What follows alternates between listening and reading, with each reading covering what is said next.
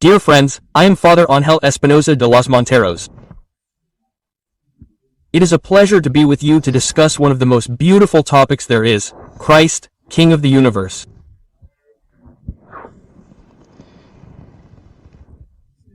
I would like to tell you some things that I am not sure if you know.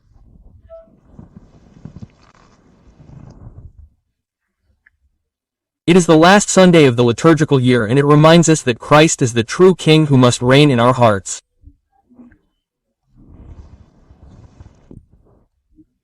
Some things that may go unnoticed.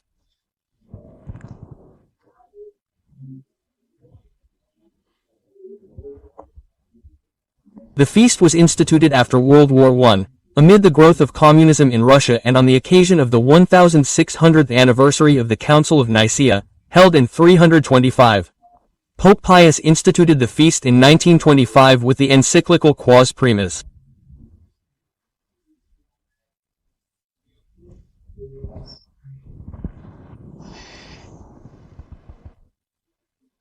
Above all, communism was growing and wanted to establish itself as the dominant force, right?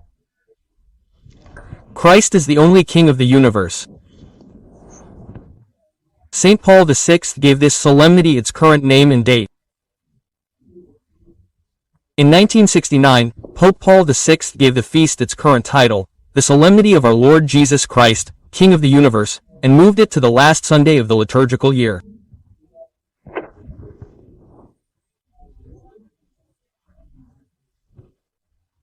It was a response to secularization, atheism, and communism, as the world pressed for Christians to restrict their religious holidays and be more loyal to governments.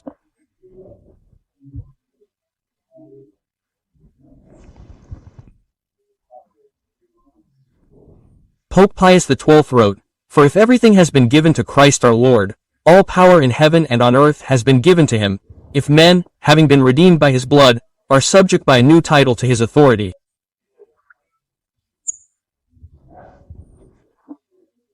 If, finally, power embraces the whole of human nature, it is clearly seen that there is no faculty in us that is exempt from so lofty a sovereignty.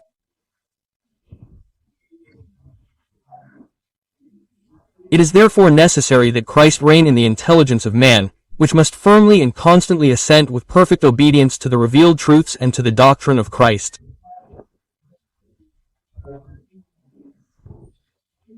It is necessary that he reign in the will, which must obey the divine laws and precepts. It is necessary that he reign in the heart, which, putting aside natural affections, must love God above all things. He must reign over the intelligence, over the will, over the heart. How is our intelligence today? Look at the amount of stupidities that are committed every day in all the governments of the world.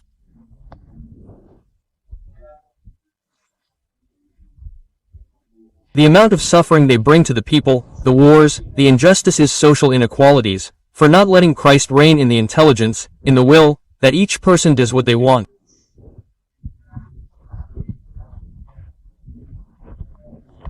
That is why we have divorces, adulteries, abortion, drug trafficking, drug addiction, social injustices, and everything you know. Christ does not reign in our will. Instead of doing the will of God, which is love, goodness, kindness, that each one takes advantage as they can in this enormous jungle that we have created. May Christ reign in our hearts, so that we always remember the first commandment. Of course I can love my wife, my children. How can I not love my people, my husband? How can I not love my country? So many things can be loved, each in its own place. But you will love God above all things when Christ reigns in our hearts. God here. Everything else is, I would not say the least, it has its value. Some things are the least, everything has its value. But neither my wife, nor my children are going to take me to heaven, nor my country, nor nothing, only God. And the love of Christ who gave himself for me, with my children, with my wife and my husband, I will enjoy him eternally. May Christ reign over our hearts.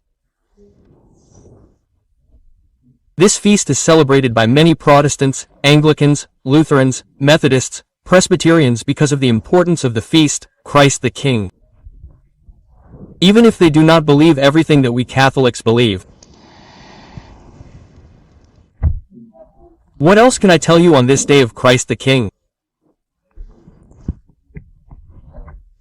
I hope it is preceded by a good confession, by a good conversion.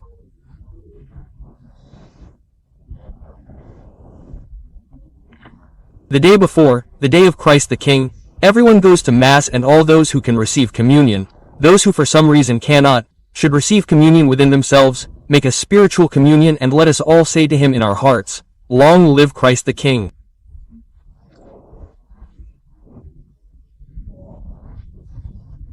But not that he may live, yes, that he may live over there, that he may live in my intelligence, in my will, in my heart, in a word, in my whole life. May Christ rule my life. He is my only true King, moral authority, truth, whom I want to follow. That,